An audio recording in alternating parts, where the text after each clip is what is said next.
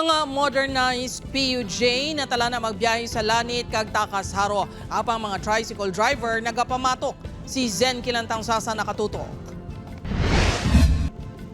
Sa nagligad lang at 2024 sa nangin full swing ang implementasyon sa Local Transport Route Plan sa Iloilo City. Sa idalom sini ang 17 ka rationalized routes kag 8 ka bag-o nga mga ruta. Lakip sa mga bag-o nga ruta nga Lanit Takas padulong sa Quintin-Salas kag inang ginalauman nga ipatuman na sa madali nga panahon. Ang pumuluyo sa duha ka barangay nagapanguna nga transportasyon ang tricycle. Ganang pila sa mga ini ginaabi-abi ang plano. May advantage kay sometimes diba super init. So, amo na, do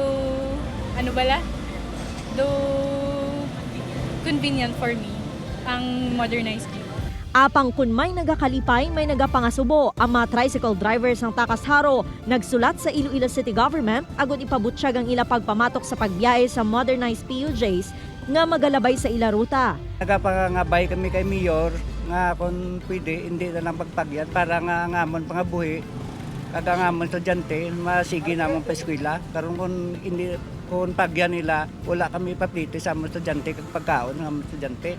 122 ka mga tricycle driver ang maapektuhan sa tion nga magsugod ang biyahe sa modernized PUJ sa Takas. Suno kay punong Barangay Pural, ginpahibalo kuno sila nga subong nga Agosto masugod ang biyahe.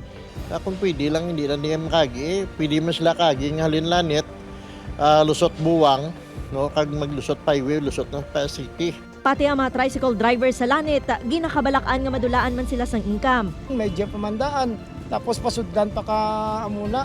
Ano dulang di kwao naman pasero, ma'am kung pasudlan pa gid. Panindugan sang Iloilo City Transportation and Traffic Management Office nga kinahanglan mapatuman na ini tungod nagligad pa nga tuig nagsugod ang LPTRP sa syudad. Meeting pagti nagapabutyag man ang barangay nga iti affected ang biyahe sang ilang nga tricycle dira. No, pero that is not rason iti kami iya being gin-approve na ang local public transport route plan i-implement ginaya nga dapat maagi dira ang aton nga mga traditional or modernized jeep kay ti hatagan naton sang opsyon ang mga pasahero. Upod kay Cirilo Renduque, Zen Kilantang Sasa, One Western Visayas.